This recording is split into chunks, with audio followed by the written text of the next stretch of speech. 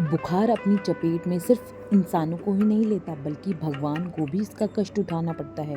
साल में एक बार ही, लेकिन इसका शिकार तो भगवान भी होते हैं।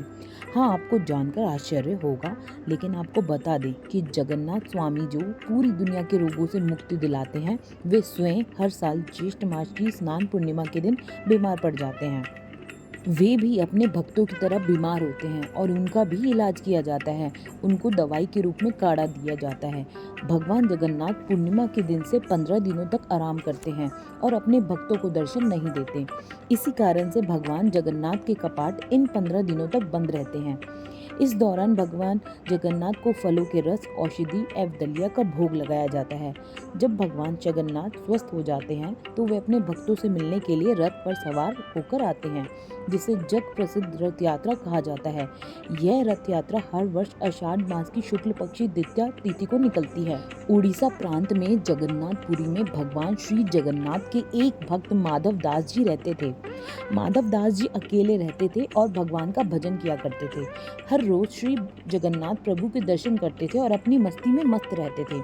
वे सांसारिक जीवन से कोई मोह माया नहीं थे, ना ही वो किसी से लेना देना रखते थे। प्रभु माधव जी के अनेक लीलाएं किया करते थे और चोरी करना भी सिखाते थे। एक दिन अचानक माधव दास की तबीयत खराब हो गई। उन्हें उल्टी दस्त का रोग हो गया। वे बहुत ही कमजोर हो गए। उठने बैठने में भी उन्हें समस्या होने लगी। माधव जी अपना कार्य स्वयं करते थे। वे किसी से मदद नहीं लिया करते थे। जो व्यक्ति उनकी मदद के लिए आता था, उनसे कहते थे कि भगवान जगन्नाथ स्वयं उनकी रक्षा करेंगे। देखते देखते माधव जी की तबीयत इतनी खराब हो गई कि वे अपना मलमूत्र वस्त्रों में त्याग देते थे। तब स्वयं जगन्नाथ स्वामी सेवक के रूप में माधव जी के पास उनकी सेवा करने पहुंचे। माधव जी के गंदे वस्त्र भगवान जगन्नाथ अपने हाथों से साफ करते थे और उन्हें स्वच्छ करते थे। उनकी संपूर्ण सेवा करते थे। जितनी सेवा भगवान जगन्नाथ करते थे, शायद ही कोई व्यक्ति कर पाता। जब माधव दास जी स्वस्थ हुए और उन्हें होश आया, तब भगवान जगन्नाथ जी की इतनी सेवा देखकर वे तुरंत पहचान गए कि ये मेरे प्रभु ही हैं। एक दिन श्री माधव दास जी ने प्रभु से पूछा, प्रभु आप तो त्रिभुवन के मालिक हो, स्वामी हो, आप मेरी सेवा कर रहे हो। आप चाहते तो मेरा ये रोग भी दूर कर सकते थे। रोग दूर कर देते तो सब कुछ करना नहीं पड़ता।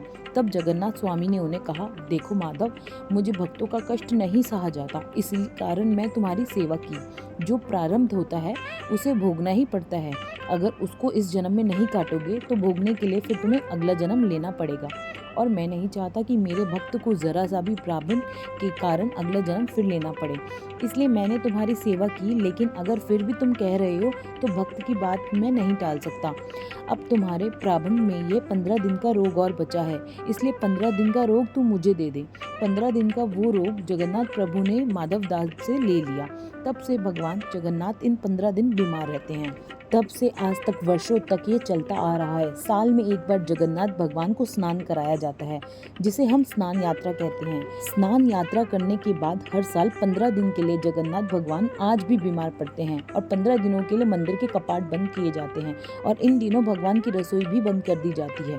अगर आपको मेरी ये वीडियो अच्छी लगी हो तो मुझे सब्सक्राइब करना ना भूलें। धन्यवाद।